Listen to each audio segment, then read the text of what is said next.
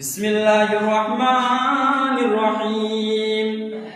ইন্নাল্লাযীনা কাযযাবু বিআয়াতিনা ওয়াস্তাকবারু আনহা লা তুফাত্তাহু লাহুম আবওয়াবুস সামাই ওয়া লা ইয়াদখুলুনাল জান্নাহ হাত্তা ইয়ালজাল জামালু ফি সাম্মিল খিয়াতি ওয়া কাযালিকা নাজজিল মুজরিমিন।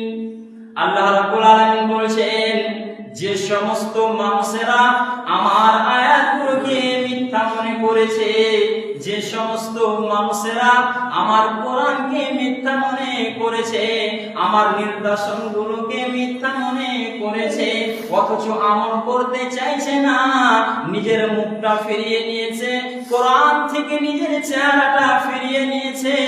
যখন আলিম ওলামা মানুষের সামনে কোরআনের ব্যাপারে আলোচনা করেছে, মানুষ যেন নিজের চেহারাটা ফিরিয়ে নিয়েছে, মুখটা ঘুরিয়ে চলে গিয়েছে, সেই কথাগুলোকে মানতে পারে না।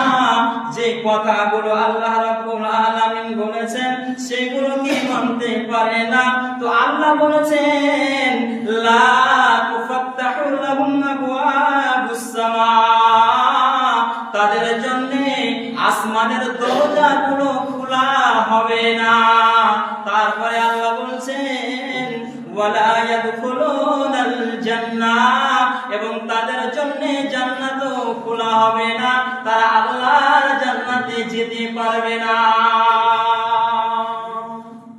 জি, যাদের সামনে কোরআনের আলোচনা করা হচ্ছে, আল্লাহর বিধানগুলোকে পড়া হচ্ছে, বলা হচ্ছে, আমলের কথা বলা হচ্ছে, অথচ যারা মানছে না বা নিজের মুখটা ফিরিয়ে চলে যাচ্ছে, অহংকার করেছে, অস্বীকার করেছে, আল্লাহ বলছেন তাদের জন্য আসমানের দরজাগুলো খোলা হবে না, তারা আল্লাহর জান্নাতে যাবে না। আসমানের দরজা খোলা হবে না, তার মানে হচ্ছে ওই সমস্ত মানুষের আমলগুলো আল্লাহর কাছে পৌঁছাবে না, বা সেই মানুষটার আমলগুলো আল্লাহ কবুল করবেন না। জি, আর সেই লোকটা আল্লাহর জান্নাতে যেতে পারবে না। কতক্ষণ পর্যন্ত? বা সেই লোকটা জান্নাতে যাওয়া কেমন অসম্ভব, আল্লাহ একটা কোরআনে উদাহরণ দিয়েছেন। সেই কথাটা আল্লাহ বলছেন, হাত্তা ইয়ালজাল জামালু ফি সামিল খিয়াত। আল্লাহ বলছেন, রে দুনিয়ার মানব, যারা আমার আয়াতগুলো অস্বীকার করো, যারা আমার বিধানগুলোকে অস্বীকার